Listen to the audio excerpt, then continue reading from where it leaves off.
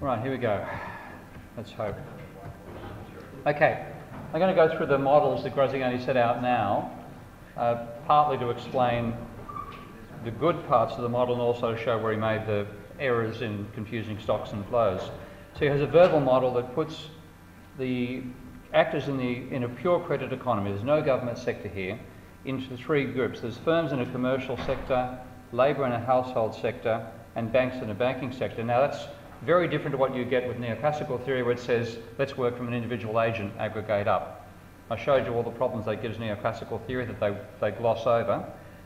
This, I think, is the better way to go. You start with the social group and work down. It is possible to drill down lower, but you start at the aggregate level, and neoclassical economic theory gave the best possible reasons for doing that. So no central bank in the system. And the model sequence starts with banks granting firms finance. The very first step, and that of course shows the banks are active here, is the decision by the banks taken to grant credit to firms, which enables them to start production. Then he says, here's a question mark for you, loans are entirely to enable firms to hire workers. Now, what he argues here is that if you look at firms, if you aggregate all firms together, then the only external need they have is for the labour force. He said, all other exchanges being internal, no further monetary payment is required.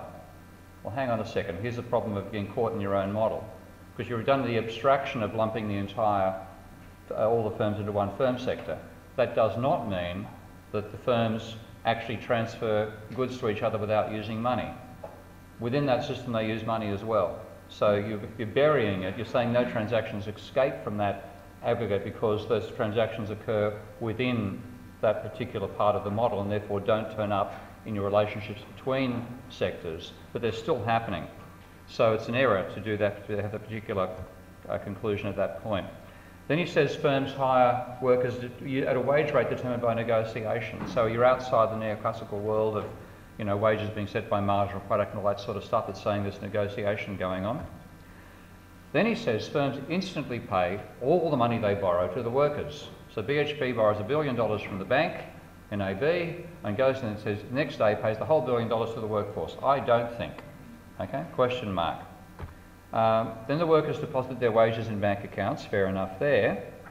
And the workers, he says, are now creditors of the bank while the firms are debtors. So you start off with nothing, no money in the system at all. You then have the bank creating both loans and deposits so that initially the bank has an asset which is the loan that is made to the firm sector. The firm has the cash but also has the liability of owing that loan to the banking sector. The workers have got nothing. Then one stage later, the banks have got the assets still of the loan that the firm sector owes to them. The firm sector have got nothing and all the money's with the workers. Bit strange. Okay, so he said then once the workers have got all the money, then we've got to decide what they do with it. They can either keep the money in the bank account or they can buy either goods or securities from the firms. He then says, this is a quote, as long as money wages are not spent, an amount of money equal to the wage bill is in existence. So the amount of money, he's arguing, is now equal to the amount of the wages the workers have received that haven't yet spent.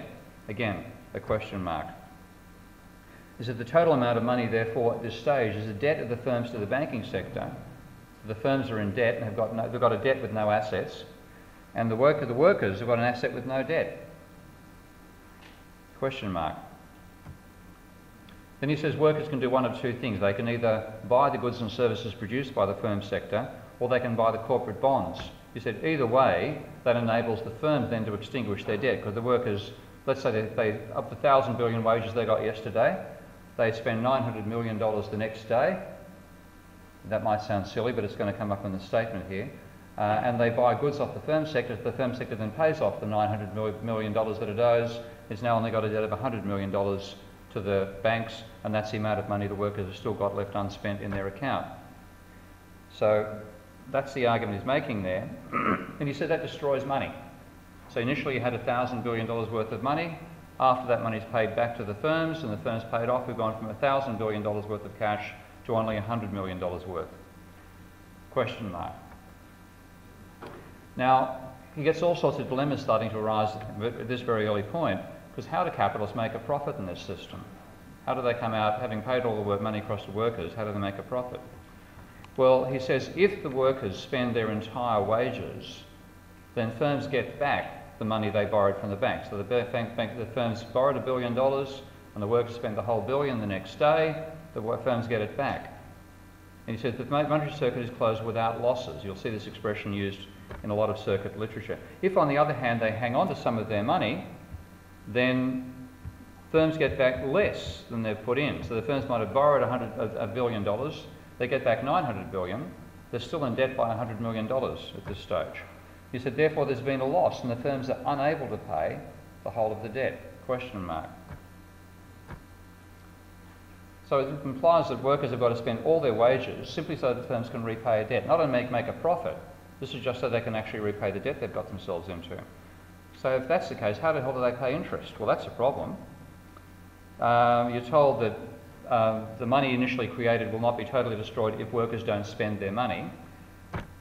If banks decide to grant firms the same amount of credit again the next time round, let's say workers have got the $1 billion in wages, they only spent $900 million, so the firms have paid back the $900 million. There are now $100 million in debt to the banking sector, and now are pretending the banking sector is going to lend them more money when they haven't paid back the whole billion to begin with.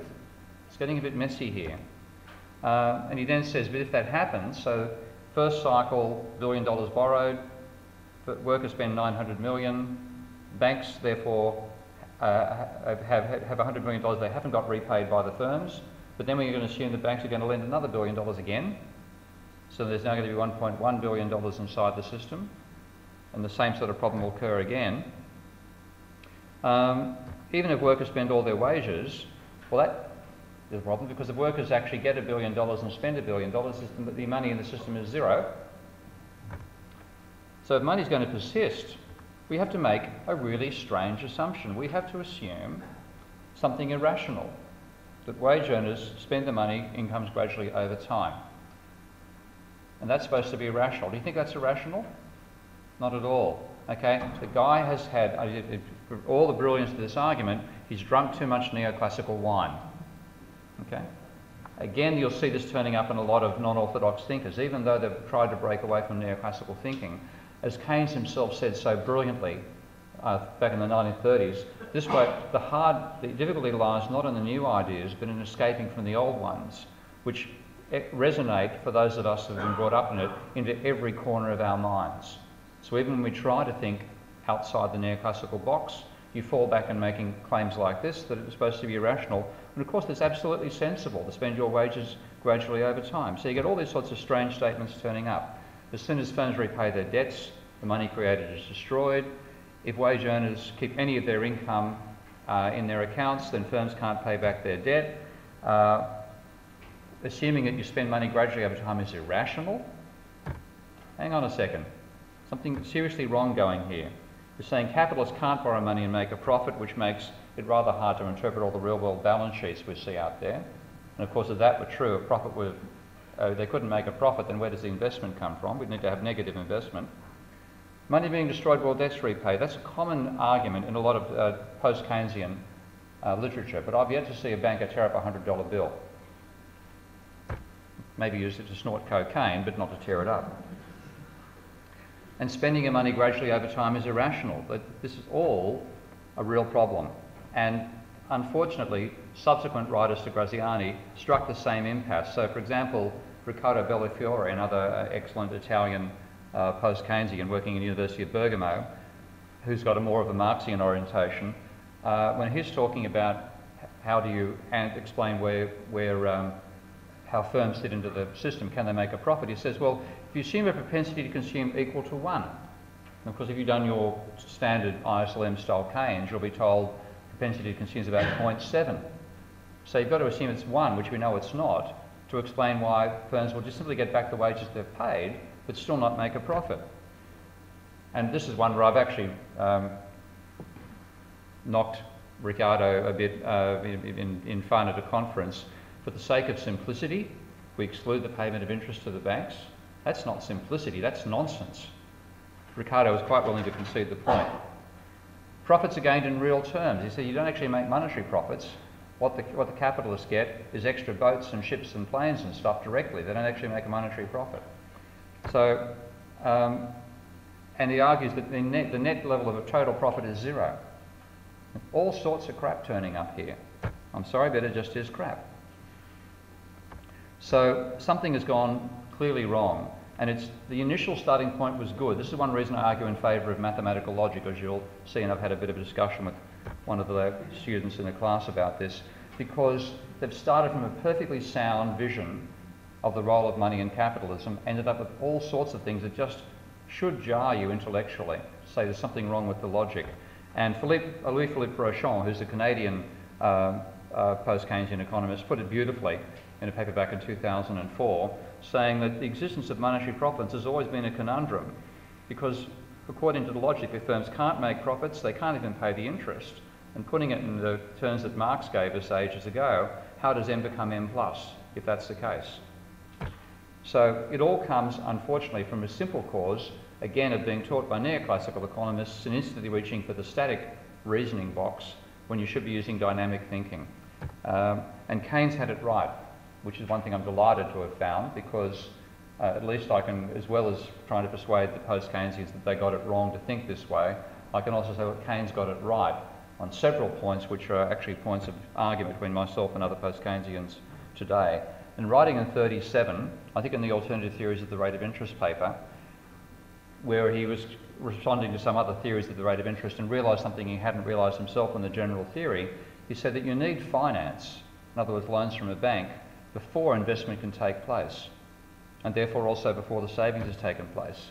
And he said you can get that from issuing shares or from the banks itself, but he said looking back at the general theory, he only had three sources of demand for money: transactions, speculative demand and precautionary. But he realises in 1937 there's actually a fourth demand. Now, of course, this didn't turn up in your textbooks, but Keynes, thinking about it, said let's call this the finance demand for money. He said that's a special case of other sources of finance needed for productive processes in general, but since it is subject to special fluctuations of its own, I now think have done well to emphasise this when analysing the sources of the demand for money. So Keynes is now saying it's something I hadn't thought of in the general theory. And this is the benefit of being exposed to critical reactions to the general theory, where things that came up from those critical reactions weren't things that had been thought about by the Cambridge circus in the first instance. So a finance demand for money is a prelude to investment, and that then leads to the savings later. He said it's an important extent these financial facilities which regulate the pace of new investment. So you've got the credit having an active role in determining how much investment actually takes place. Now, a whole range of things are important in Keynes' discussion on this, but in terms of what happens to initial loan, did he come up with anything like Graziani? Well, no, he didn't. He said it circulates indefinitely. So therefore, it's not destroyed, and there's a time process as well. It doesn't have to all go out instantly. He said investment is proceeding at a steady rate. The finance required can be supplied from a revolving fund of more or less a constant amount. Now, by investment here, I think what he's really talking about is the purchasing working capital, purchasing labour and so on, and producing without increasing your productive capacity. I think the use of investment there is a poor choice of words. What he's talking about is a turnover. He said only to have rising investment, and now you are talking about expanding capacity, will you need a rising level of funds. He said if decisions to invest are increasing, the extra finance will constitute an additional demand for money. So you now have Keynes talking about a finance demand for money, and discussing it all well before the circuit theory people came along. He showed that what they ended up doing was confusing a stock, which is an initial loan, the way Graziani is thinking here, with a flow, and that suspending that stock can generate per unit of time. So he says maybe this confusion that he's seen in the literature of his day was due to confusing finance with bank loans and credit and savings. And he said he wasn't looking at the second about bank loans, but he said if you confuse finance and saving, you're confusing a stock with a flow. And he said credit in a sense of finance looks after a flow. Okay? It's a revolving fund, and it doesn't exhaust any resources. You can use the same money over and over again. There's no sense of money being destroyed, which is one thing I'm criticising in conventional post-Keynesian literature. No sense of money being destroyed in that argument. It turns over time. If you have an initial, say, $1,000 billion borrowed by BHP, it then gradually pays that money out in wages, gradually buys inputs from other firms as well, which you lose inside the aggregation in a single firm sector. And that money turns over, and over a decade or so, it'll certainly generate more than $1 million worth of transactions. So the actual loan itself is a stock of dollars, and the flow of transactions over time, which gives you profit, is dollars per unit of time. It's a dimensional error. What they've actually made is something any engineer could spot straight away. The idea that the stock of money determines the amount of transactions that could be financed by it is confusing an entity dimensioned just by money with another entity, being profit, dimensioned by dollars per unit of time. Now, Keynes was also thinking endogenous money here, which again is why it's worth looking at the 37 papers rather than just the general theory, saying finance takes place before the issue of money. If they make the money available, then there'll be savings left over after that. And finally, this is where the endogenous money statements start coming in. The control of finance is a potent, though sometimes dangerous, method for regulating the pace of investment. He said, but this is yet another way of expressing the power of the banks through their control over the supply of money, i.e. liquidity. So Keynes is definitely saying that the banks themselves control the money supply. It's classically in an endogenous money state. So Graziani in the circus theory thought that an initial stock of money limits the flow of income. Keynes is saying the stock of new money finances an indefinite flow. Along with the money's in existence, it keeps on turning over time. Now Keynes is clearly right, but the Circuitists, in particular Graziani, still have added a major advance over what Keynes himself argued, because Keynes didn't have money explicitly in his modelling. He thought about money, of course, clearly, but when he tried to put it in model terms, money disappeared, and he said so in the general theory itself. So the insight they had that money is a token, that exchanges are three-sided, are all essential extensions to what Keynes argued. Now later I'll show you how to model that, but I'm going to keep on talking about the triangular model that Graziani and co had, because that extends not just to transactions which banks record, but transactions between banks as well. So if you look at the banking sector in general, when you have more than one bank, so we're now breaking open that abstraction of a banking sector and saying there's more than one bank in the banking sector, then it's possible somebody will borrow money from one bank and deposit that money in another. Or there'll be a transaction between the agents that mean money starts off in Bank A, ends up in Bank B. That therefore means that Bank A has a debt to Bank B. So how do they settle it? They need to have another agent that they do it through, and that's the fundamental role of a central bank. It's a clearinghouse. It's just as single agents use bank deposits, single banks use promises to pay issued by the central bank. Now that could be done even without a formal central bank. You can have a clearinghouse through which this sort of stuff operates. So I can extend the model I'll show you later to include effectively a private sector clearinghouse that doesn't actually have any role in creating money with the government sector. But that's the role. You now have a triangular relationship between Bank A, Bank B and a central bank. And that's how they then extinguish their debts. So, and he's saying what you have here is that the debts that exist in that sector are debts of the commercial banks toward the central bank, just as in the exchanges in the non-bank sector, the debts we have are debts from the individual agents towards the commercial banks. You add a government sector in as well, then the government can create a deficit, and the central bank funds that deficit, and therefore it has a debt towards the central bank. But the important point that I agree with the modern monetary crowd on is that that is a very peculiar debt, because with a bank, if you owe a debt to a bank, you can't tell the bank to pay itself the interest you owe it.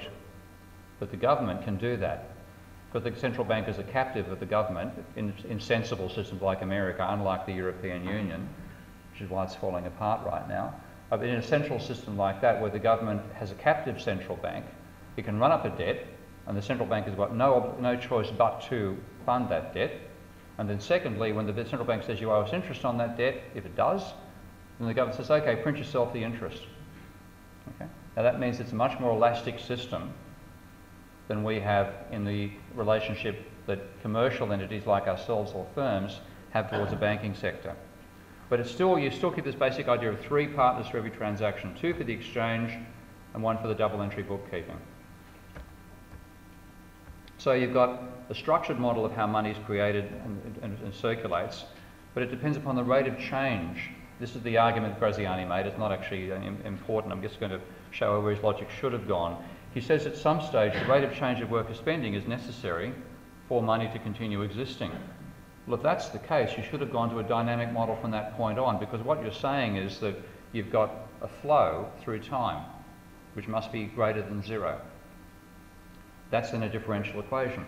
And that would have been a way in which you could move from the fairly static way that people put a double entry bookkeeping across to one involving rates of change, which puts us in dynamics. But instead, what Graziani dived into doing again was reaching into the neoclassical textbook and doing simultaneous equations.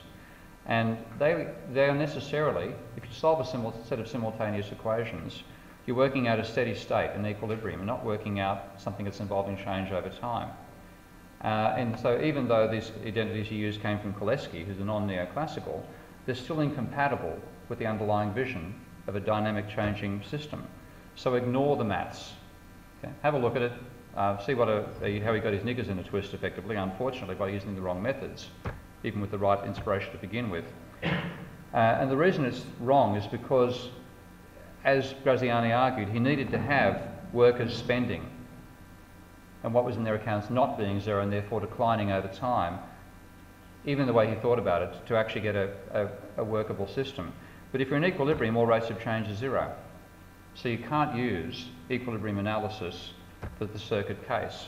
And one thing he concludes there is that money plays no role in setting the price level. Well, you're working in equilibrium, according to the way he characterised the model, there's no money there. So you've got to use dynamic methods. And therefore I've got to show you some maths, because you should have learnt this stuff long before you got to my course, and the engineers in the room have, but the economists haven't. So what you've got, I'll just start for the one piece of true dynamics in Graziani's own logic. He said there's the realistic assumption, not irrational, that wage earners spend their incomes gradually over time. We can say that workers might spend 8% of their bank balances per unit of time, so the percentage rate of change of their money account is A, where that's A in percentage terms, or the rate of change of the money wage account is A per week. Mathematically, that's what you're saying. 1 over M dm dt, where M is the amount of money in their account, is minus A. And that's the percentage rate of change. As I showed you last week, you use it all the time in econometrics. Now you can solve that analytically. If I take that expression, I rearrange it so I've got dm over m equals minus A dt. Pardon the arrows being in the wrong point. I've got to get my animations fixed up here. I changed it all around without being careful about it. Okay, what have I done wrong? Let's where we get here. Right. Starting from here, that you then integrate both sides, that with respect to m, that with respect to t. You then get that is the definition of the log. So you get log of m is equal to this integral to minus a times dt. You get a minus a times t plus a constant out of that. Pardon me, back up again.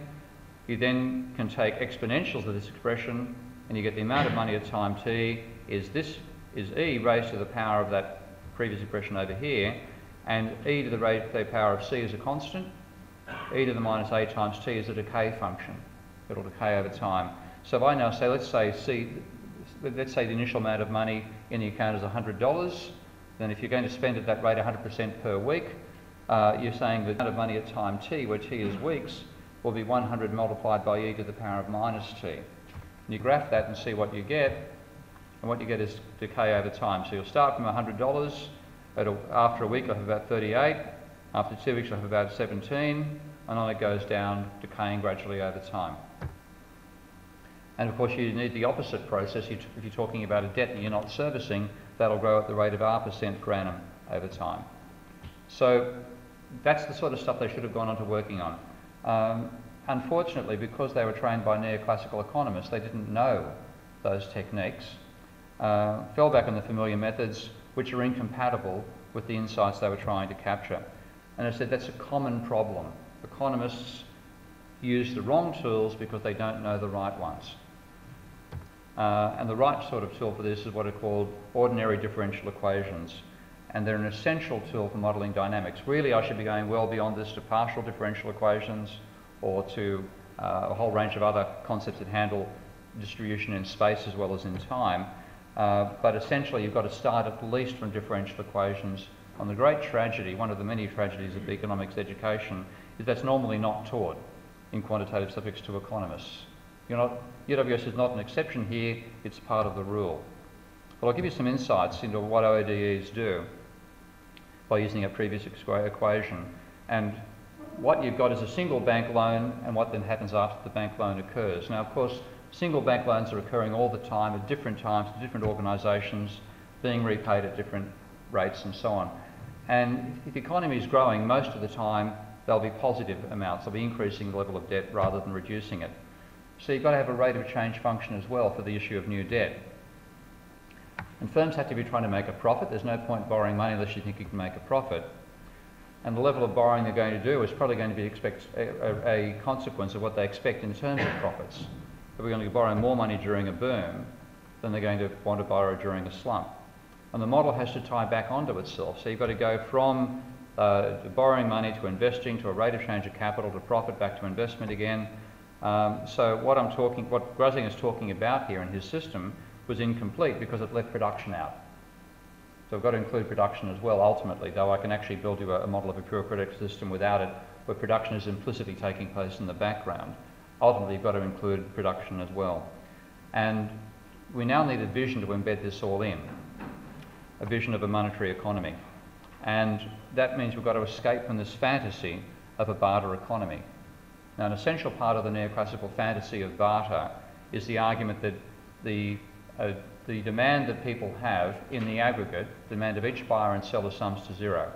The argument being you've got a number of goods you've got that you don't want, you're going to sell those to buy goods you haven't got you do want, and the monetary value of both of them cancel out. So when you aggregate everybody up, excess demands equal zero. That's out of Wikipedia.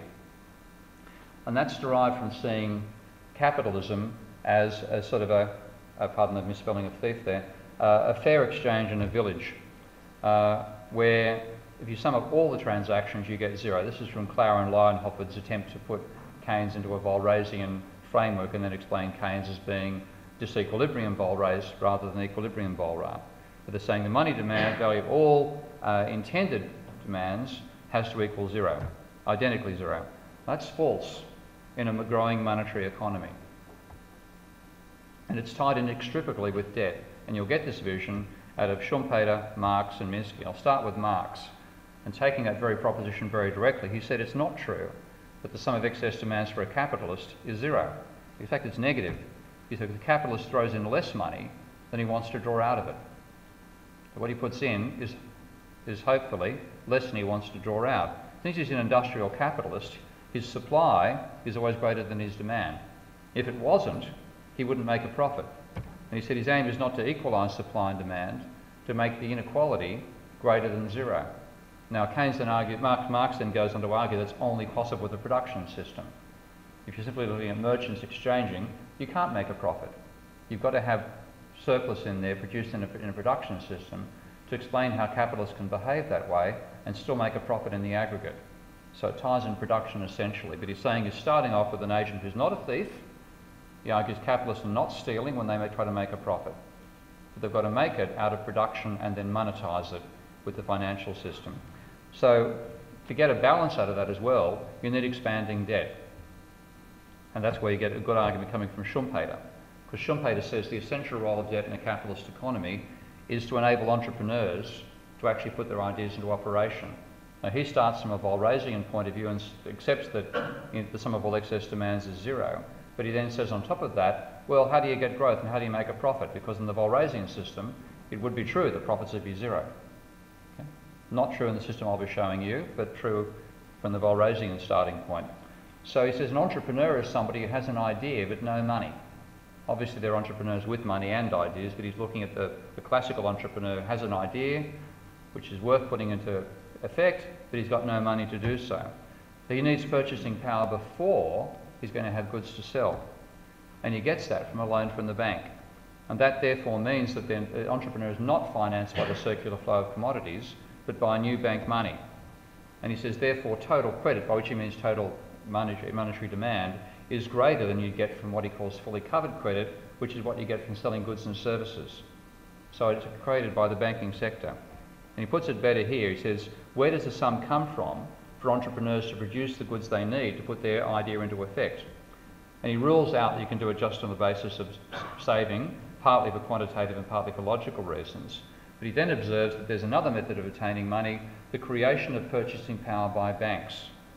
And he says it's not a case of transforming purchasing power which already exists, so it's not transferring somebody's savings to somebody else, but of creation of new purchasing power out of nothing, which is added to existing circulation. So expanding debt increases demand. And the final person on this was Minsky, to say that that has to be the case in a growing economy. Because if the economy is going to grow, then you must be generating an aggregate demand that's rising over time. And for that to happen, current spending has to be greater than current income, and there has to be some way to reconcile it. He therefore concludes that over a period during which economic growth takes place, at least some sectors finance part of their spending by emitting debt or selling assets. So you've got to have growing debt in a growing economy. And what that leads to is a different way of balancing than Walras' law. But Minsky also adds to Schumpeter not just entrepreneurs with a good idea, but Ponzi merchants with a bad idea that they con the rest of us into believing. And that's the negative side of debt. That's when you borrow not to invest, but to gamble on the price of existing assets. And the way he defines a Ponzi unit is say it's like a speculative unit is somebody who's got an idea where it's going to work ultimately, but the cash flow initially will be less than the cost of putting the idea into effect. That's a speculative unit. But a Ponzi is one where the income is always going to be less than the servicing costs. So the only way a Ponzi can get out of trouble is by borrowing more money or selling assets. And then a Ponzi always has to increase their debt. If you look at people like Alan Bond and Christopher Skase, that's what they were doing all the time. Otherwise they'd fold. So their total expected cash receipts exceed their payment commitments. So they've got to depend on assets either rising in value or being able to borrow more money or both. That's the negative side of debt.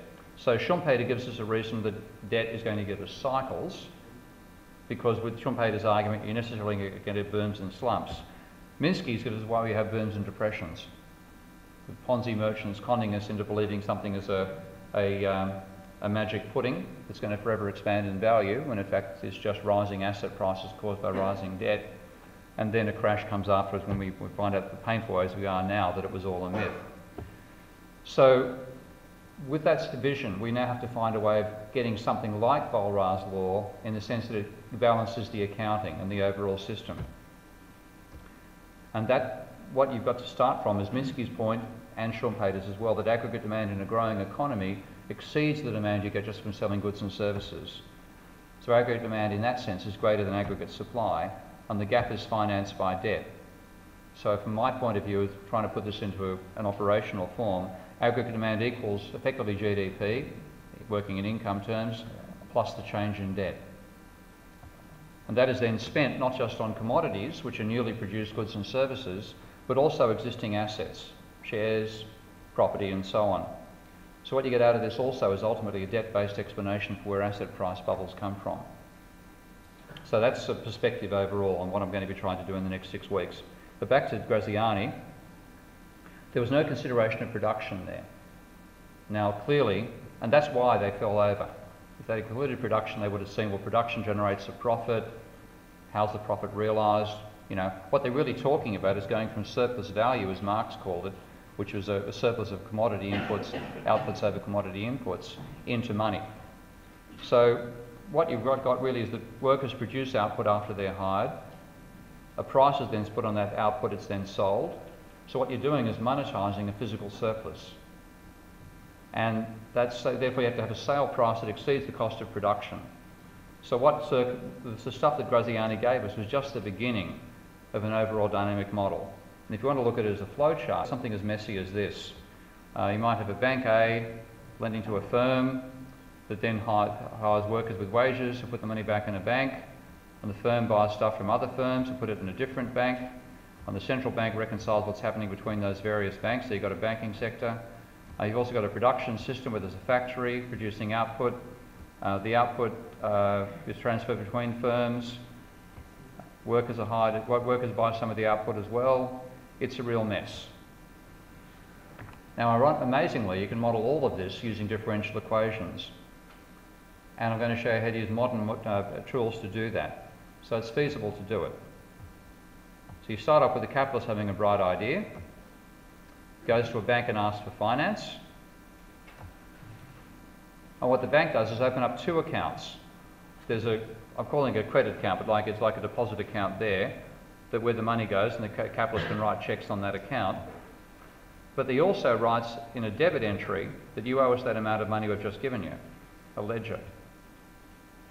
So there's two components to the loan. Paying interest on the balances, which are both credit and debit balances, and you've got to repay the loan as well. Then the capitalist will hire workers, and they'll buy goods using money from their accounts, and that'll circulate back to the firm.